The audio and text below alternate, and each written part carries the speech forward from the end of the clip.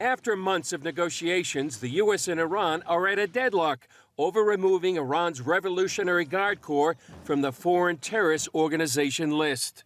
The IRGC has American blood on its hands, and there's no good reason for the United States to even consider lifting this FTO designation. Middle East expert Ellie Cohanim says bipartisan support on Capitol Hill is building to keep that designation in place. You're hearing from many, both Democrat and Republican members of Congress, who have voiced their concern to the Biden administration that there's no good reason to lift that FTO designation. Even if that stipulation remains and the deal is signed, concern is growing that it will pave the way to nuclear proliferation in the Middle East. The Saudis already have agreements with the Pakistanis. They funded the Pakistani nuclear project, and they are ready to procure nuclear weapons the moment this agreement is signed, and they understand that Iran is moving towards nuclear capabilities. So what we will see is proliferation of nuclear capabilities all over the Middle East. Avivi also told CBN News the agreement would have global implications.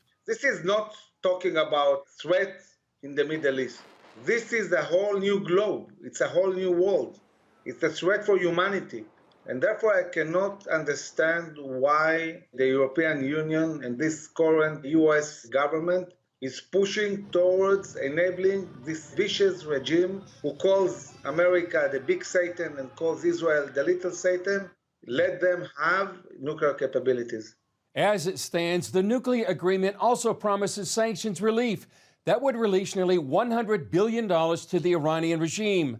Avivi and others believe the money would not only fund Iranian partners in the region, like Hezbollah and others, it could also reach allies closer to the U.S., like Venezuela, which Avivi calls Iran's Cuba. Chris Mitchell, CBN News, Jerusalem.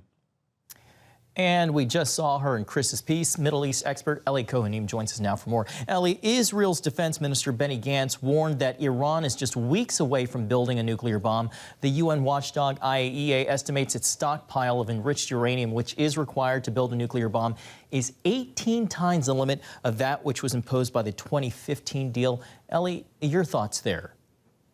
John, exactly right. Today we saw a report coming out of the IAEA that should worry everyone. The fact that the Iranian regime has now enriched uranium 18% higher than they were supposed to, according to the 2015 JCPOA agreement.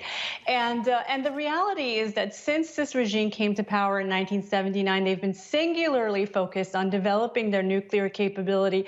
I have to remind the audience that Iran is an energy exporting country. They export both gas, natural gas, and oil to the world. So the notion that they're building this nuclear capability for quote-unquote peaceful purposes is very hard to believe.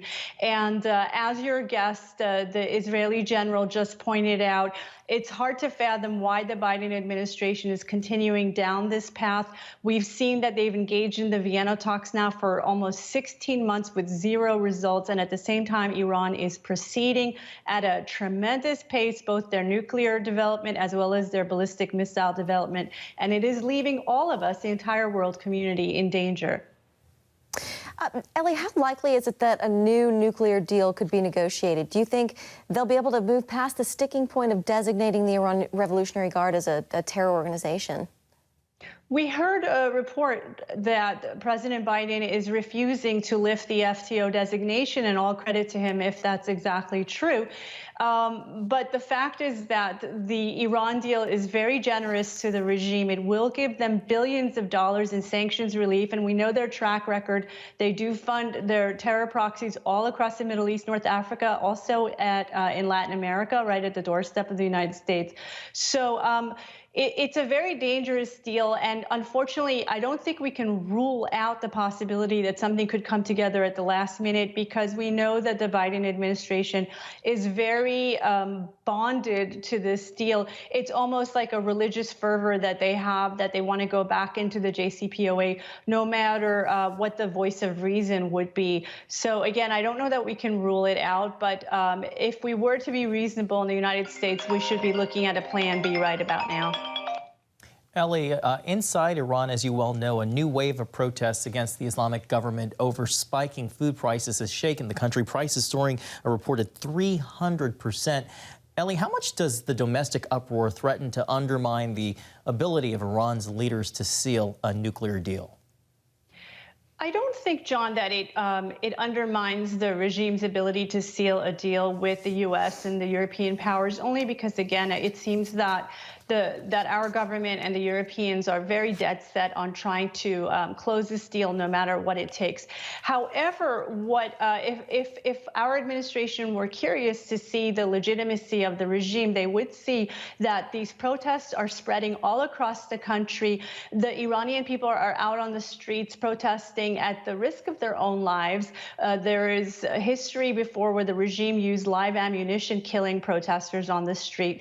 And while it's true, John, that these protests started in response to food shortages and food prices escalating, we also saw a building that collapsed this last week in Iran, in Abadan, leaving at least 30 people dead. Everyone in Iran is understanding that as another example of the cronyism and the corruption of the government. So the regime has a lot of challenges facing them.